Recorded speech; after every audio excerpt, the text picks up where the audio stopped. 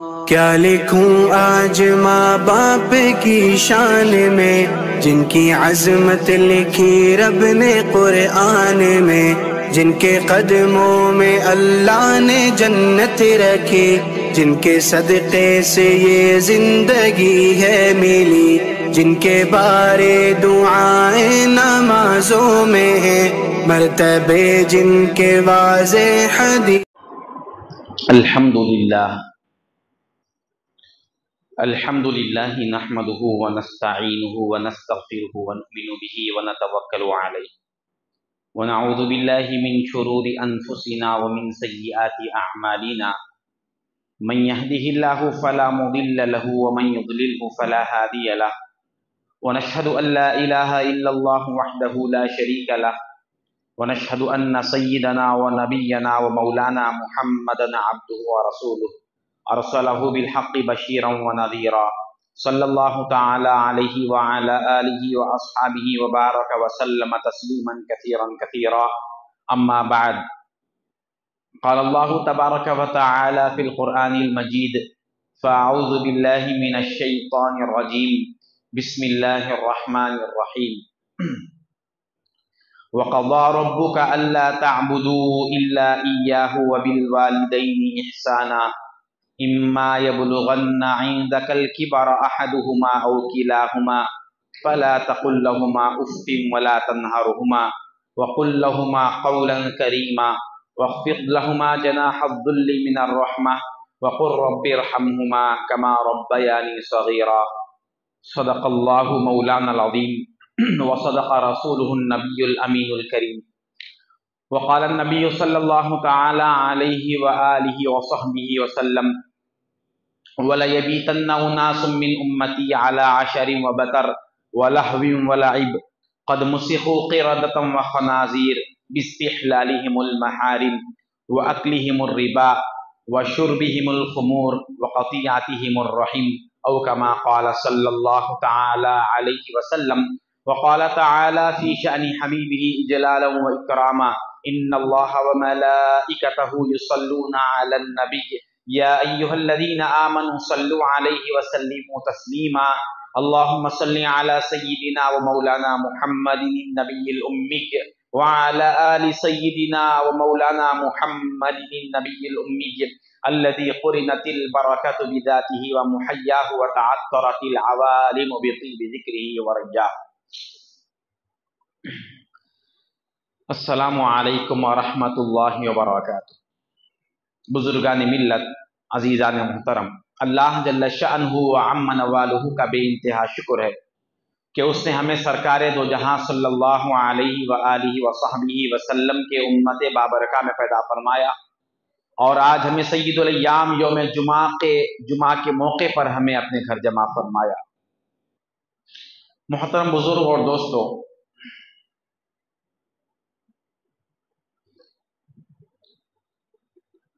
اللہ تبارک و تعالیٰ کی انسان پر ظاہری اور باطنی انگنت ایسی نعمتیں ہیں،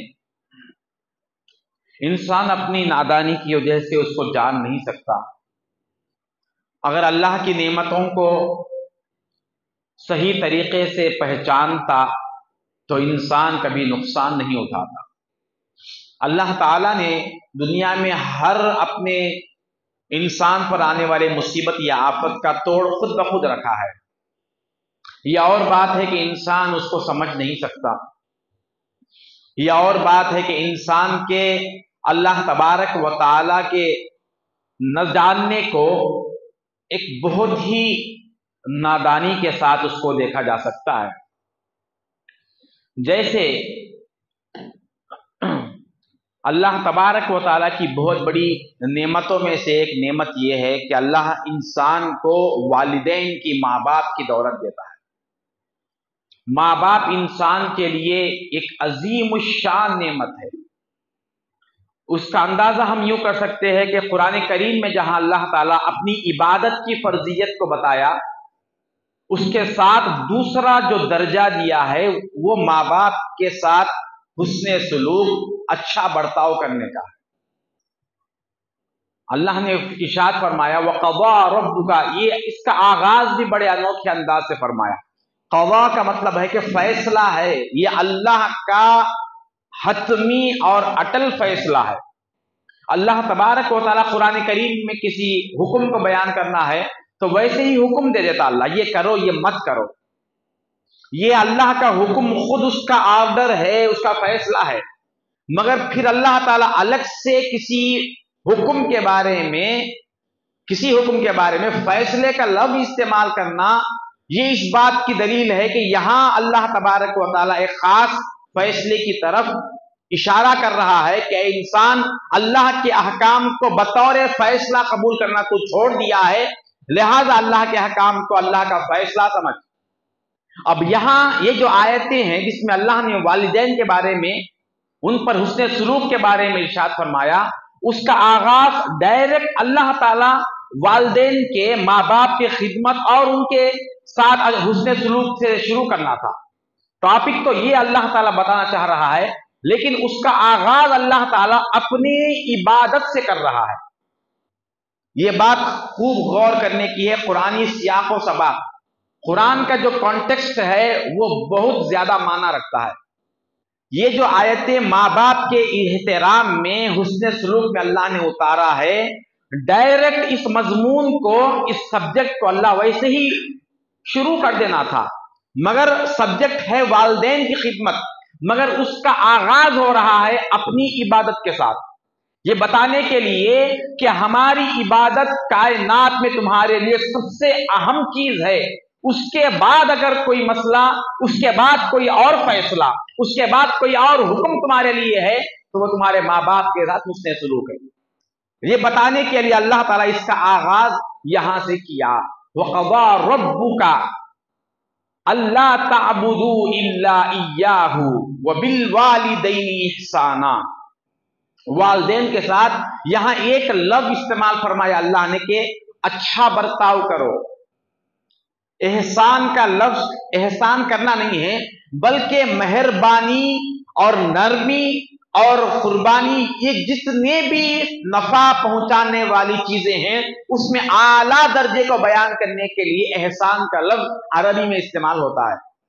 احسان کا لفظ اس سے بڑھ کر کوئی اور لفظ ہی نہیں ہے ڈکشنری میں دنیا کے، جس کو بیان کرنے کے لیے اللہ تعالیٰ نے احسان کا لفظ فرمایا کہ تم اپنے والدین کے ساتھ حسن سلوک کرو۔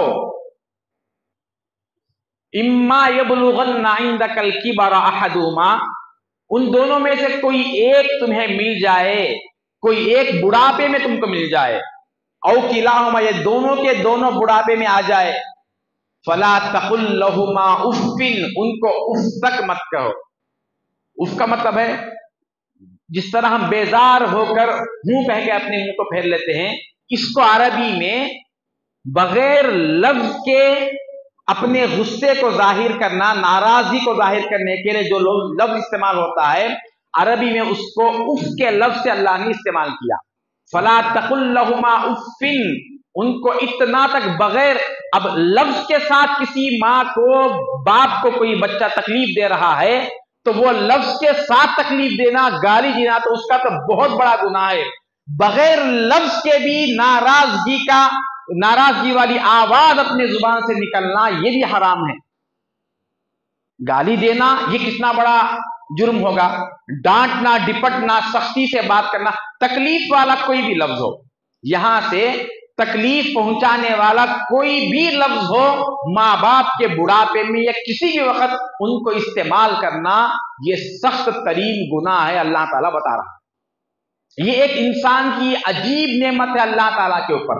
یہ کیوں بتا رہا ہے؟ کیونکہ انہوں نے تمہارے ساتھ برتاؤ جو کیا ہے بچپن میں، اس کو یاد کرو، اس کو یاد کرو جو جب تم شیرخوار تھے، جب تم پیدا ہوئے، ان کے ہاتھ میں تمہارا حال کیا تھا، نہ تمہارے اوپر وہ بھی ایک چند دن گزرے تھے کہ تم کون ہے، تمہیں خود شعور نہیں تھا۔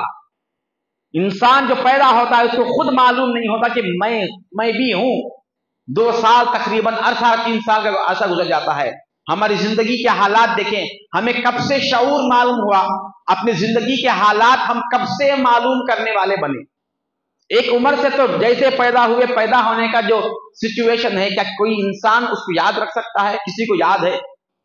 مگر اس وقت بھی ہمارا کیئر لینے والے، ہمارے بارے میں توجہ رکھنے والے، ہمارے ہر حال پر نگاہ رکھنے والے اگر کوئی ہے تو وہ ماں باپ ہے۔ اگر کوئی انسان ماں باپ کو صحیح انداز سے سلوک نہ کرے، یہ تو جانوروں سے بھی گرا ہوا درجہ قرار دیا ہے، کیونکہ جانور بھی جانور ہونے کے باوجود اپنے ماں باپ کا لحاظ رکھتے ہیں، ان کو بھی ماں کا خیال ہوتا ہے کہ یہ میری ماں ہے، اس کے ساتھ کیا برتاؤ ہونا چاہیے، وہ فوراً ماں کے پاس لوٹ جاتی ہے۔ مرغی کو پال کر دیکھے، اس کے بچے بھی جب کوئی آفت آتی ہے تو فوراً ماں کے پاس جا کر چمٹ جاتے ہیں، کیونکہ اللہ تعالیٰ فطرت میں ہر مخلوق کے جاندار کے فطرت میں یہ ڈال دیا کہ تمہاری پناہ اور تمہاری حفاظت اگر ہے تو وہ تمہارے ماں کے دامن میں ہے۔ اللہ تعالیٰ نے فطرت کو اس طرح سے ڈیزائن کیا، جب جانوروں کا یہ حال ہے تو انسان کو بھی یہ درس دے رہا ہے تمہارے لیے بھی عافیت اور بھلائی اسی میں ہے کہ جس طرح اللہ تعالیٰ تمہیں بچپن میں ماں باپ کے آغوش کی وجہ سے حفاظت کیا، بڑے ہونے کے بعد جب تک وہ زندہ رہے انہیں کی آغوش میں تمہارے لیے حفاظت اور تحفظ ہے۔ حضرت سیدنا موسیٰ علیہ السلام کوہ طور پر جا رہے تھے، آپ کے والدہ کا انتقال ہو گیا تھا، اس کے بعد کا واقعہ ہے۔ آپ کے والدہ کا صلاۃ جنازہ پڑھانے کے بعد، دفن کرنے کے بعد پہلی مرتبہ جب کوہ طور پر پہنچے تو ایک پتھر سامنے آ گیا، موسیٰ علیہ السلام کو ٹھیس لگی۔ چلتے ہوئے ٹھیس لگتے ہی موسیٰ علیہ السلام تھوڑا سا اپنے آپ کو سنبھالے۔ اللہ تبارک و تعالیٰ نے کوہ طور پر جانے کے بعد پہلا جملہ فرمایا، اے موسیٰ آج سے ذرا سنبھل کر چلو، اے موسیٰ آج سے ذرا سنبھل کر چلو۔ تو موسیٰ علیہ السلام نے پوچھا کہ اے اللہ آج یہ نصیحت کیوں فرما رہے ہیں؟ تو اللہ نے کہا، اے موسیٰ تمہارے پیچھے تمہاری ماں تھی، اس کے ہاتھ اٹھتے تھے، اس کے ہاتھ اٹھنے کی وجہ سے ہم تمہیں ہر ٹھیس سے، ہر نقصان دینے والی چیز سے حفاظت کرتے تھے، آج وہ ہاتھ نہیں رہے اب تمہارے۔ یہ بتا رہے اللہ کا کلیم ہے، اللہ یہ کہہ سکتا تھا کہ تم تو میرے کلیم ہے، تمہاری حفاظت تو میرے ذمے ہے۔ بے شک اللہ تعالیٰ اپنے نبیوں کی حفاظت خود کرتا ہے، مگر اولو العزم پیغمبر کلیم اللہ سے بات کرنے کا شرف حاصل ہے، اس کے باوجود اللہ یہ فرما رہا ہے کہ اے موسیٰ ذرا سنبھل کر چلو، آج سے وہ تمہارے ماں کے ہاتھ جو تمہاری حفاظت کے لیے اٹھتے تھے اب وہ نہیں اٹھے، اب وہ نہیں رہے۔ تو اس سے بتا رہے ہیں اللہ تبارک و تعالی کہ اللہ تبارک و تعالی نے انسان کے لیے اس کی حفاظت کہاں رکھی ہے۔ ہم پر بہت سے آفتیں، حالات آتے ہیں، جا کر اگر ماں کے پیر پکڑ کر کہہ دیتے کہ میری یہ رکاوٹ ہے دعا کر دو، نہ ہونے کی دعا رد ہونے کا کوئی امکان ہی نہیں ہے۔ یہاں تک کہ بزرگوں نے فرمایا اپنے بچوں کو غلطی سے بھی کوئی بد دعا والا لفظ استعمال مت کرو، مذاق میں بھی غصے میں آ جاتے کئی بچوں کو بد دعا کا لفظ استعمال کر دیتے، تو اس کا بھی اثر ہوتا ہے، کیونکہ وہ ماں کے زبان سے اولاد کے حق میں نکلا ہوا ایک لفظ جملہ ہے، وہ جملہ مذاق سے ہو، غصے میں ہو، خوشی میں ہو، جیسے ہی ماں کے زبان سے کوئی لفظ اولاد کے حق میں نکلتا ہے اللہ اس کو کبھی رد نہیں کرتا۔ ایک خاتون تھی، ایسے ہی بچہ بہت ستا رہا تھا، غصے میں آ کر کہنے لگی جا ماٹھی ملے، ماٹھی ملنے کا لفظ استعمال کیا۔ اس دعا کا اثر یہ ہوا کہ وہ بچہ بڑا بھی ہو گیا، اب شادی کو چند دن باقی تھے، یہاں تک کہ شادی کا دن بھی آ گیا، وہ شادی کے لیے بارات کے ساتھ نکلا تھا کہ بارات کے جاتے ہوئے وہ گھوڑا تھوڑا سا بچکا اور وہ بچہ گرا اور مر گیا۔ وہ کسی بڑے باخدا بزرگ کی مرید تھی، وہ اپنے پیر کے پاس گئی اور اپنا ماجرا سنایا، میرا بیٹا تو اتنا حسین تھا، ہونہار تھا، شادی کے لیے بارات جا رہی تھی، ایسے موقع پر مر گیا ہے۔ تو مراقب ہو کر کہنے لگے یہ تیرے ہی بد دعا کی وجہ سے وہ مرا ہے، تو زندگی میں کسی وقت اس کے لیے بد دعا کی تھی کہ تم مر جا ماٹھی ملے، تو وہ ماٹھی مل گیا تیرے سامنے۔ تو ماں باپ جب معمولی انداز سے، کوئی ماں چاہ کر بد دعا نہیں دیتی، پھر چاہ کر بد دعا دیں گے تو اس کا اثر کیا ہوگا؟ دعا کا بھی وہی اثر ہے۔ حضرت سیدنا موسیٰ علیہ السلام کا ہی واقعہ مشہور ہے، موسیٰ علیہ السلام اللہ تبارک و تعالیٰ سے ایک وقت دعا کے لیے دعا کرتے ہوئے فرماتے ہیں کہ اے اللہ، پہلی دعا کرتے ہیں کہ اے اللہ مجھے تیری جوار رحمت میں، جہاں تیری رحمت خاصہ ہے وہاں جگہ عطا فرما. یعنی اے اللہ کیا میں جنتی ہوں؟ موسیٰ علیہ السلام ہے، کلیم اللہ ہے، مگر اللہ سے مانگ رہے ہیں کہ اے اللہ مجھے بھی تیری جنت میں جگہ عطا فرما. اللہ نے فرمایا اے موسیٰ تم جنتی تو ہو، اسی لیے میں نے تمہیں اپنا کلیم بنایا ہے. تو پھر موسیٰ علیہ السلام نے سوال فرمایا اے اللہ جنت میں ہر ایک کا کوئی ساتھی ہوتا ہے، میرا کون ساتھی ہے جنت میں؟ جنت میں میرے ساتھ کون ہے؟ تو اللہ نے فرمایا ایک قصاب ہے، وہ جنت میں تمہارا ساتھی ہے. اس واقعے کو مولانا روم رحمت اللہ علیہ نے مثنوی میں بیان کیا ہے. آپ کو تعجب ہوا، اللہ خود کہہ رہا ہے کہ میں اس کا کلیم ہوں، اس سے بات کرنے والا ہوں، اولو العزم پیمبر ہوں، تورات مجھ پر اللہ نے اتاری. میرے لیے تو کسی نبی کو یا کسی ولی کو کم از کم جنت میں ساتھی بنانا تھا. یہ کیا ہوا؟ ایک قصاب ہے جو کوئی مشہور بھی نہیں ہے، اس کا پیشہ بھی دیکھیے. یہ سننے کے بعد حیرت ہوئی، اے اللہ یہ قصاب میرے ساتھ رہنے کا لائق کیسے بن گیا؟ تو اللہ نے فرمایا اے موسیٰ جاؤ تم خود دیکھ لو کہ وہ کیسے تمہارا لائق بنا، جنت میں تمہارے ساتھ رہنے کے لائق کیسے بنا، تم خود دیکھ لو. موسیٰ علیہ السلام کو اللہ نے پتہ بتایا تو وہ موسیٰ علیہ السلام اس کے پاس گئے. اب موسیٰ علیہ السلام کا خیال نبی وقت تھے، وہ یہ دیکھ رہے تھے کہ اس کے اندر وہ کون سا عمل ہے جس کی وجہ سے یہ جنت میں میرا ساتھی بن گیا. کون سا عمل ہے اس کا؟ وہ کون سی نماز اضافہ پڑھ رہا ہے؟ وہ کون سے خاص تسبیحات پڑھ رہا ہے؟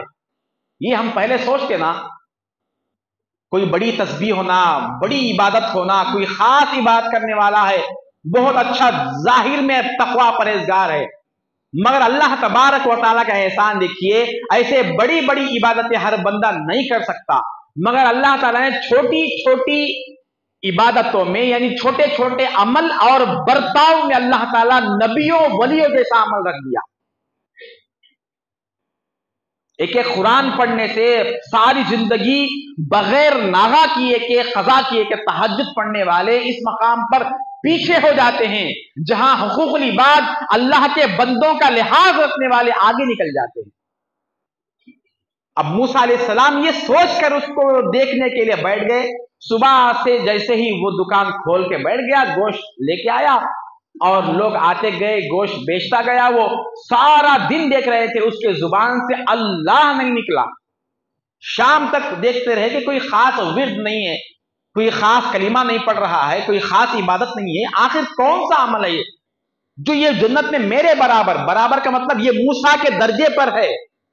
وہ کلیم اللہ، اتنے مسائل طے کیے، اتنے مجاہدے اللہ تعالیٰ ان سے لیا ہے، بنی اسرائیل جیسی زبردست قوم پر ان کو نبی بنایا، اور ایسے نبی کے ساتھی کو اللہ تعالیٰ جس کا انتخاب کیا وہ کیسا ہونا، اس کا مقام کیا ہونا چاہیے، وہ کس درجے کا ہونا چاہیے. موسیٰ علیہ السلام وہی برابری دیکھ رہے ہیں، میں کلیم اللہ ہوں تو یہ کلیم اللہ کے برابر کوئی وصف اس کے اندر ہونا چاہیے. وہ تو کوئی نظر نہیں آیا. سارا دن دیکھتے رہے، ملاحظہ کرتے رہے. شام کا وقت جب ہو گیا، تھوڑا سا گوشت کا ٹکڑا بچ گیا تھا، وہ اپنی تھیلی میں ڈالا اور اپنے گھر کی طرف نکل گیا. موسیٰ علیہ السلام اس کے پیچھے پیچھے، کلیم اللہ ہے اور ایک قصاب کے پیچھے پیچھے جا رہے ہیں، کیونکہ جنت میں اس کے ساتھ ہی تو رہنا ہے. وہ گھر پہنچے، کھڑکی کے پاس تانک لگا کر موسیٰ علیہ السلام بیٹھ گئے تو دیکھا کہ ایک بوڑھی عورت بستر پر ہے. وہ گیا اور اپنے ہاتھ منہ اچھی طرح سے صاف کیا، نہایا، پاک ہوا، پھر کچھ سالن وغیرہ روٹی وغیرہ بنایا اور لا کر اپنے ماں کو اپنے ہی ہاتھ سے کھلانا شروع کیا. وہ پورا کھلانے کے بعد جو ہے وہ بوڑھی روتے ہوئے اس کے کان میں کچھ کہی اور ہاتھ اس کے اٹھے ہوئے تھے. یہ منظر موسیٰ علیہ السلام نے دیکھا تو بعد میں ابھی بھی بات سمجھ میں نہیں آئی. وہ وہاں سے فارغ ہوا، موسیٰ علیہ السلام اس کے گھر کے دروازے کے پاس گئے، دستک دیے اور کہنے لگے کہ بھائی یہ کون ہے بوڑھی جس کی خدمت تم کرنے کے لیے اپنے آپ کو پیچھے کر دیے اور اس کے لیے اپنے ہاتھ سے کھانا بنائے اور اس کو خود کھلائے. کہا کہ کیا تمہاری بیوی نہیں ہے؟ کہا کہ میری بیوی ہے. وہ کیوں کرے گی؟ یہ تو میری ماں ہے، میری ماں کی خدمت میرے اوپر ہے. موسیٰ علیہ السلام نے فرمایا ہاں یہ تمہاری ماں ہے، ہاں یہ میری ماں ہے. اچھا یہ بتاؤ کہ جب تم نے اس کو کھلایا پلایا تو وہ کچھ ہلکے سے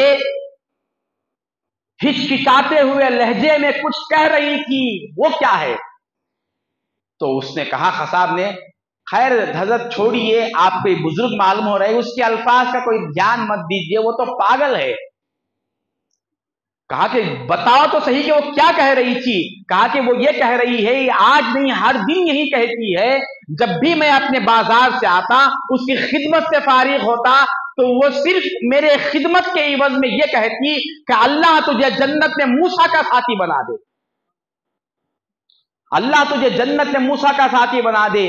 اب وہ خطاب کہنے لگا کہاں موسیٰ بنی اسرائیل کے، کہاں وہ اللہ کا کلیم، اور کہاں یہ گنہگار سیاہکار. میں جنت میں بھی گیا تو میرے لیے بہت بڑی بات ہے، اور میری ماں، میں اس کا بڑھاپا آ گیا ہے، شاید اس کا ذہن صحیح نہیں ہے، دماغی حالت صحیح نہیں ہے، وہ شاید موسیٰ کو نہیں پہچانتی، موسیٰ کے مقام کو نہیں پہچانتی، ان پر اترنے والے تورات کو نہیں جانتی، اللہ سے ہونے والے کلام کے کیفیت کو نہیں سمجھتی. اسی لیے وہ یہ کہہ رہی ہے کہ اللہ مجھے قیامت کے دن جنت میں موسیٰ کا ساتھی بنا دے. میں کہاں جا سکتا ہوں؟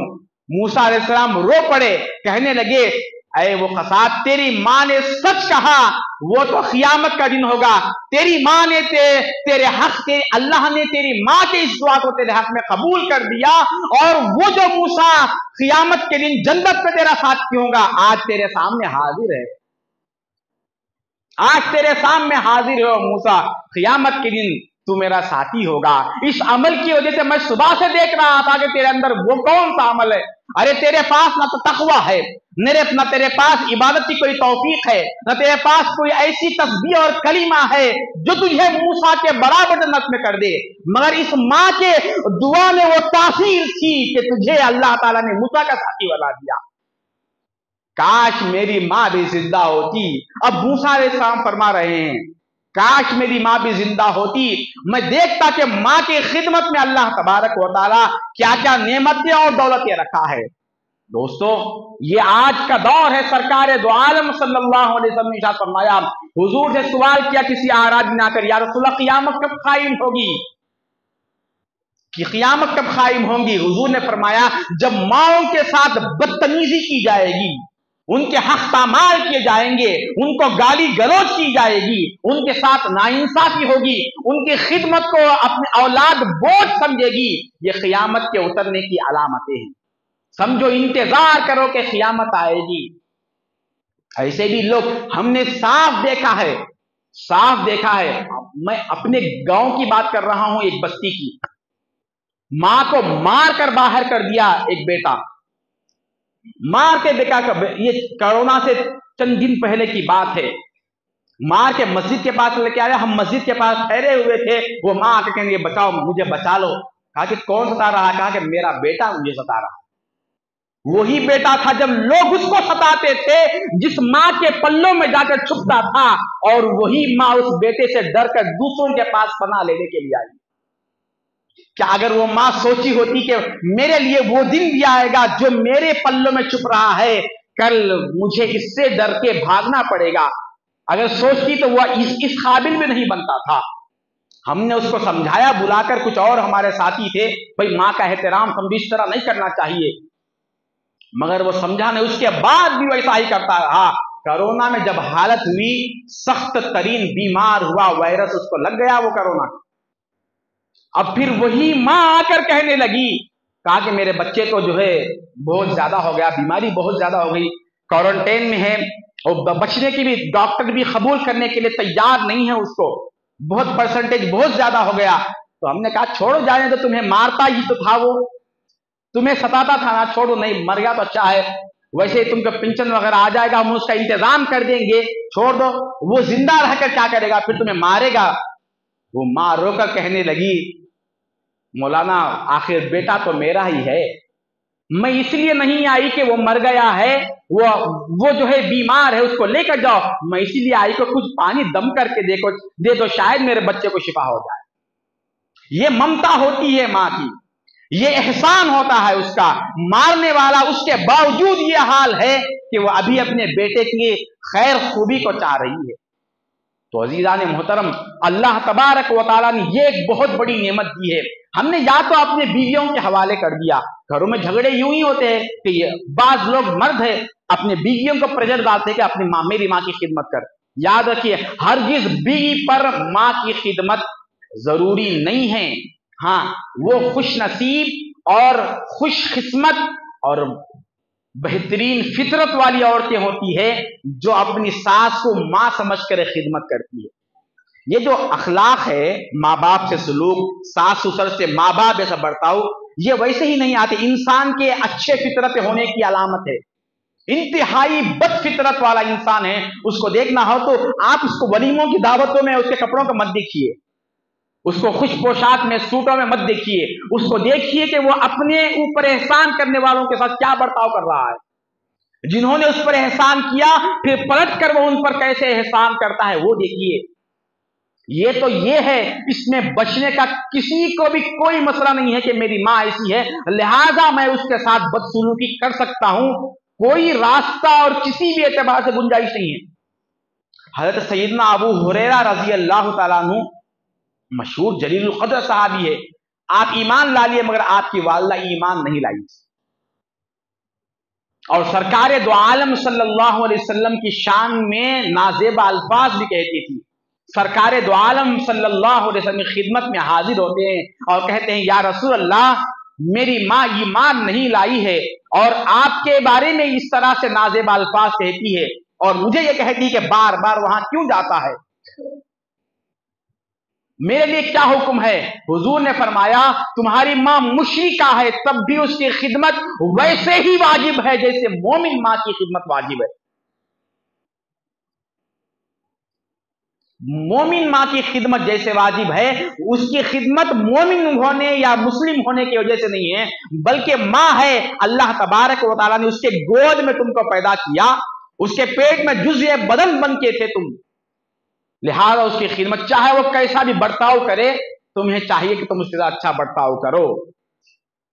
یہ حضور نے فرمایا، مگر حضرت ابو ہریرہ رضی اللہ تعالیٰ دوبارہ پھر چند دن کے بعد آئے، یا رسول اللہ، میری ماں کی خدمت میں برابر کر رہا ہوں، مگر جب وہ آپ کے شان میں کچھ الفاظ کہتی ہے میرا ایمان گوارا نہیں کرتا، کیوں نہ یا رسول اللہ آپ دعا ہی کر دے اس کے لیے ایمان کی، آپ دعا فرما دیجئے نا، وہ ایمان والی ہو جائے گی۔ کیا فرما رہے ہیں؟ دعا فرما دیجیے نا۔ ادھر حضور پاک صلی اللہ علیہ وسلم کے ہاتھ اٹھے، کچھ نہیں، ابھی الفاظ ادا نہیں کیا، حضرت ابو ہریرہ اٹھ کر بھاگنے لگے۔ صحابہ نے کہا کہ بھئی دعا تو سنو، کہا کہ اب دعا سننے کی ضرورت نہیں ہے، یہ ہاتھ اٹھے بس ہے، قبولیت ہے۔ یہ ہاتھ اٹھے، ادھر گئے، ابو ہریرہ رضی اللہ تعالیٰ گھر کا دستک دیتے ہیں، اندر سے آواز دیتی ہے، ماں، اے ابو ہریرہ ذرا ٹھہرو، میں غسل کر رہی ہوں، مجھے بھی لے چلو اس کے پاس جس کے تم دیوانے ہو، مجھے بھی لے چلو۔ تو ماں کی خدمت وہ کافر ہے، مشرک ہے، صرف ماں کا مسئلہ نہیں ہے، ماں باپ دونوں بھی ایک نعمت ہے، اللہ تبارک و تعالیٰ جنت کا معیار بنا کر رکھا ہے۔ جو لوگ ماں باپ کی نافرمانی، دل دکھانا آیا، بھئی ایک عام آدمی کا، کافر کا، مشرک کا، حتیٰ کہ کسی جانور کو بھی ستانے سے اسلام روکتا ہے۔ حضور نے فرمایا، کوئی بچڑا ہے گائے کا، وہ اپنے ماں کا دودھ پینے کے لیے ضروری ہے اس کو اس کے ماں سے جدا کر کے مت بیچو، حضور نے فرمایا۔ ایک صحابی رسول تھے، انہوں نے جو ہے وہ اونٹنی بچہ دی تھی، جنی تھی، اس بچے کو الگ بیچ دیے، پہلے بیچنے میں اس کی قیمت الگ ملتی تھی۔ سرکار دو عالم صلی اللہ علیہ وسلم کا گزر وہاں سے ہوا، وہ اونٹنی پکار رہی تھی، اس کی آواز کو سن کر آقا دو جہاں بے چین ہو گئے اور کہنے لگے، یہ اونٹ کا مالک کون ہے؟ کہا کہ فلاں بن فلاں۔ مجھے ایک ماں کے درد کی آواز سنائی دے رہی ہے، اونٹنی کی آواز ہے۔ حضور پہچان گئے کہ اس کی آواز میں درد کس تکلیف کی وجہ سے، اس کے بچے کو تم نے دور کر دیا۔ حضور نے کہا جس کے بچے کو واپس لاؤ اس کے حوالے کرو. کسی اور موقع پر جب یہ بچہ اپنی ماں کی حاجت سے خارج ہو جائے، اس کی ماں کی اس کو حاجت ختم ہو جائے، اس کے بعد اس کو بیچو، اس سے پہلے مت بیچو. سرکار دو عالم صلی اللہ علیہ وسلم اتنی تکلیف سے بھی بے چین ہو جانے والے، ماں جو سب سے زیادہ احسان کرنے والی، باپ کو سب سے زیادہ اپنے اولاد پر احسان کرنے والا، ان کو تکلیف دیں گے تو وہ کب معاف کیا جائے گا؟ یہ اس مسئلے کا، اس موضوع کا کلائمیکس یہ ہے کہ صحابی رسول ہوتے ہوئے اپنے ماں کو گالی گلوچ مارنا ڈپٹنا نہیں، صرف زیادتی ترجیح دیتے تھے، پریفرنس دیتے تھے، ان کو کلمہ نصیب نہیں ہوا. یہ واقعہ سنے ہوں گے ہم. سرکار دو عالم صلی اللہ علیہ وسلم کے دور خلافت ہے. ارے آقا دو جہاں صلی اللہ علیہ وسلم کا کیا مقام و مرتبہ ہے. حضرت بلال رضی اللہ تعالیٰ عنہ آ کر کہنے لگے یا رسول اللہ، القمہ کا وقت آخر ہے اور صحابہ ان کے ارد گرد جمع ہے، ان کو کلمے کی تلقین کی جا رہی ہے مگر وہ کلمہ نہیں پڑھ پا رہے ہیں. کسی صحابی کے بارے میں یہ روایت نہیں ہے کہ صحابہ کو وقت کے آخر میں کلمہ تلقین کر کے کلمہ یاد دلانے کی نوبت آئی ہو. ایسا تاریخ میں کوئی واقعہ نہیں. کسی صحابی کو وقت آخر بیٹھ کر کسی نے کلمہ پڑھوایا ہو، ایسا واقعہ ہی نہیں کہیں بھی. کیونکہ جنہوں نے سرکار دو عالم کو دیکھ کر کلمہ پڑھا، چہرے انور کو دیکھ کر کلمہ پڑھا، وہ کب بھولے گا کلمے کو؟ کیا اس کو کسی اور کو کلمہ یاد دلانے کی ضرورت ہے؟ جو روی انور کو دیکھ کر کلمہ پڑھا، کیا کلمہ زبان سے پڑھے تھے کہ رگ و ریشے میں کلمے کا اثر اور رس آ گیا تھا؟ ان کو وہ بھول سکتے ہیں؟ اسی لیے کوئی ان کو کلمہ پڑھانے کی ضرورت کیا ہے، وہ ہمیشہ سے اسی حال میں رہتے تھے وہ. مگر یہ صحابی کے بارے میں کہہ رہے ہیں یا رسول اللہ القمہ کے زبان سے کلمہ نہیں نکل رہا ہے، صحابہ پڑھا رہے ہیں. حضور کو تعجب ہوا، یہ کیسے ہو سکتا ہے؟ میری صحبت جلیلہ میں رہنے والا، میری سنگت سے فیض پانے والا، کیا اس کو اللہ کلمے سے محروم کر دے گا؟ میں خود آتا ہوں، بنفس نفیس تشریف لاتے ہیں سرکار، اور آ کر پڑھتے ہیں کلمہ، اے القمہ پڑھو کلمہ، مگر زبان سے کلمہ نہیں نکل پاتا.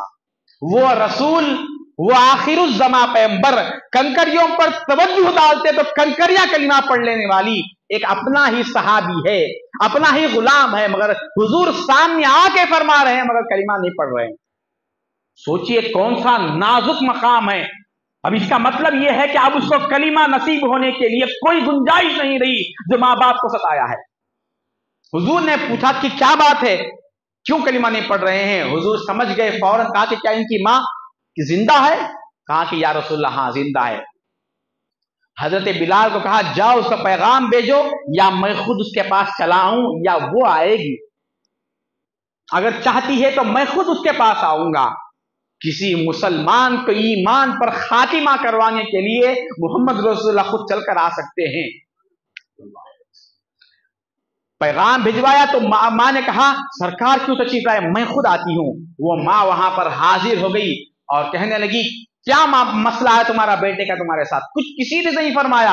حضور سمجھ گئے کہ اب اس کو ساری زندگی حضور کی صحبت میں بیٹھے، جہاد بھی کیے، جنگوں میں بھی رہے، فاقے بھی کاٹے، اس کے باوجود اس کی زبان سے کلمہ نہیں نکل رہا ہے.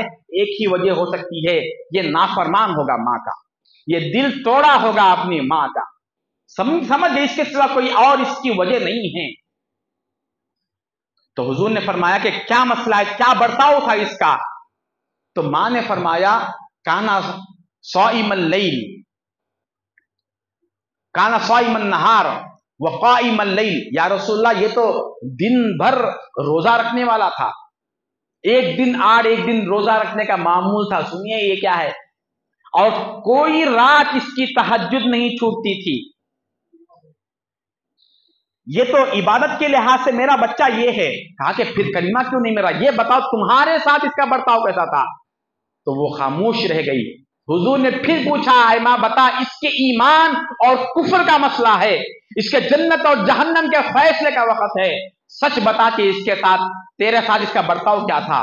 یا رسول اللہ اور کچھ نہیں، بلکہ ہمیشہ اپنی بیوی کی بات کو پریفرنس دیتا تھا میری بات پر. جب دونوں کا مسئلہ ہو جاتا اپنی بیوی کو ترجیح دیتا تھا. अपनी बीवी के सामने मुझे झिड़क देता था और कुछ नहीं, बस इतना है। वो एक मामूली से अंदाज से कह रही थी, माँ ऐसा कोई बड़ा मसला नहीं है, मुझे तरजीह नहीं देता था, अपनी बीवी को प्रेफरेंस देता था। अब ये बयान सुनकर बाज लोग ये भी कर लेते कि बीवी को झिड़कना शुरू कर देते। हम पे हमारा हाल ये है, हम या तो बीवी के हो जाते या माँ के हो जाते, हम बीवी के हो जाते या तो माँ के हो जाते। इस्लाम ये नहीं कहता, इस बयान का ये हरगिज मकसद नहीं है कि बीवी को छोड़ दो, दूर कर दो, झगड़ा कर लो, माँ से मोहब्बत को, हरगिज नहीं है। दोनों को अपना अपना मकाम दो, जिसको जो मकाम देना है उसको मकाम दो, बाप को जो मकाम देना है वो मकाम दो, दोस्त को जो मकाम देना है वो मकाम दो, माँ को जिस मकाम पर रखना है उस मकाम पर, बीवी को जिस मकाम पर रखना है उस मकाम। एक का हक छीन कर दूसरे को देना नहीं है।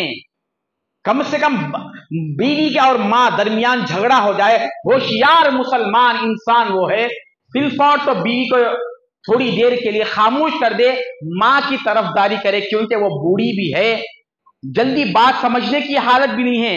बीवी तो आपके बगल में ही रहती है, उसको बाद में मनवा सकते हैं, थोड़ी देर के लिए झड़क दे, लेकिन बाद में जाकर बीवी का मनवा सकते तो कोई और उसकी पसंद का काम करके दे दे, वो भी खुश हो जाएगी।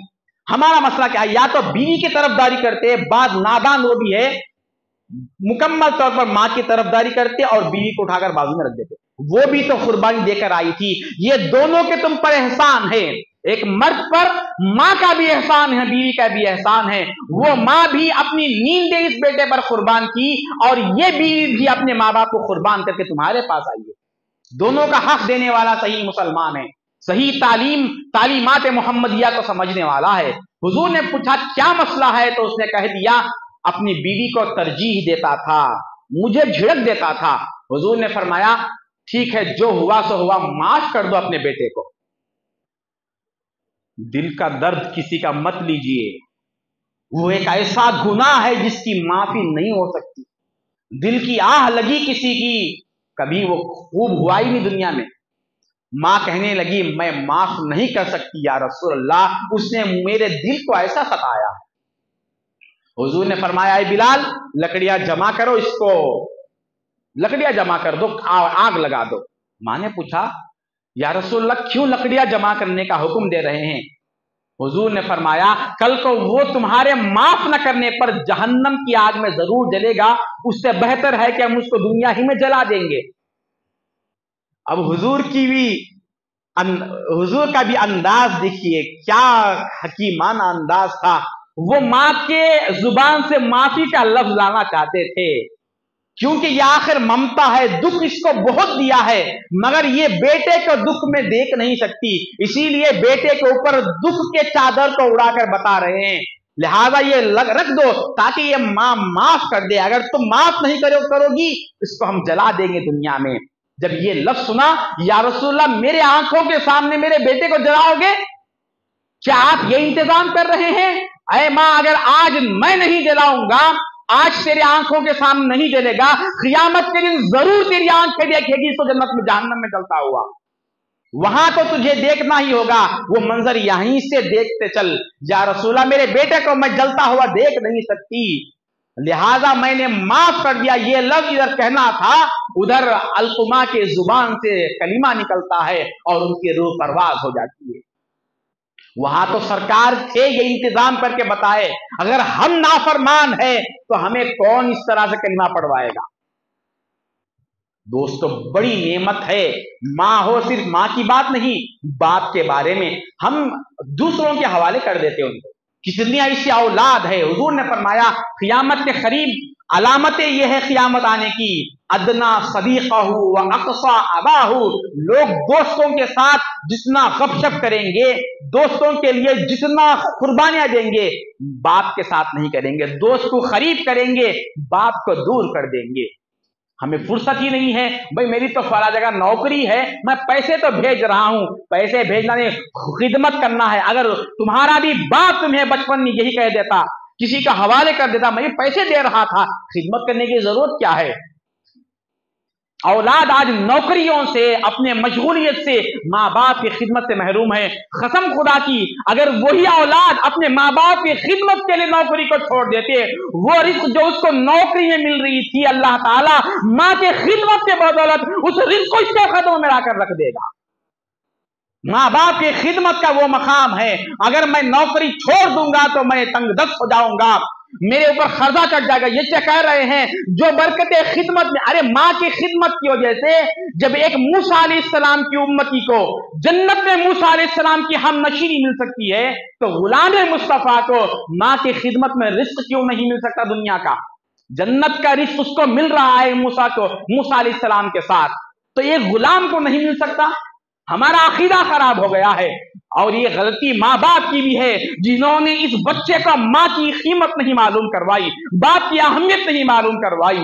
आकाए दो जहां सल्लल्लाहु अलैहि वसल्लम जब माँ बाप की फजीलत को बयान करते तो रो पड़ते और देर तक हिचकी लग जाती और कहती काश मेरी माँ जिंदा होती, और बहुत देर खामोश हो जाते। तुम्हें क्या पता कि माँ का मकाम क्या है? अरे हुजूर के मकाम से बढ़कर है माँ का मकाम।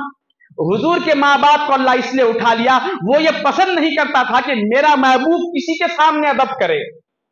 अपने महबूब को इस तरह किसी के सामने झुकना देखना पसंद नहीं कर सकता था अल्लाह ताला।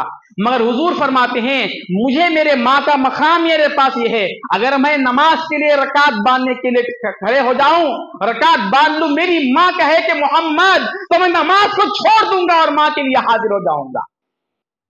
आकाए दो जहां माल गनीमत तकसीम फरमा रहे हैं, हुजूर की रजाई माँ जो दूध पिलाई थी दाई हलीमा, अरे कुर्बान जाए उस पर। हुजूर को जिसने उठा लिया, दूध पिलाया, हुजूर के जिस्म अक़दस में जिनका दूध है, वो जब हुजूर के सामने आ गई, वो हवाज़िन की जंग हुई, वो सारे माल गनीमत लेने के लिए सफ में आ गए थे। हुजूर ने देखा और वो माल जो तकसीम कर रहे थे वो वैसे ही वहां छोड़ दिए और ये कहते हुए निकल गए मेरी माँ आ गई, मेरी माँ आ गई। और वो अपनी काली कमली को उठाया, वहां बिछाया और कहा ए माँ, उस सफ में मत ठहरना मत, मेरे इस काली कमली पर बैठ जा। और उन्होंने भी इनकार नहीं किया। सहाबा को मालूम नहीं था, सारे सहाबा जो पहचान देते रो पड़े। नए नए जो ईमान लाए थे उनको बात समझ में नहीं आई, ये कौन है? तो सहाबा ने कहा ये वो खुशनसीब है कायनात की औरत जिसने सरकार दो आलम सल्लल्लाहु अलैहि वसल्लम को दूध पिलाया था। अब ये जिसने दूध पिलाया उसका ये मकाम हुजूर ने बताया, और हुजूर की सगी मां सईदा आमिना होती तो क्या क़ियामत हो जाती थी मालूम?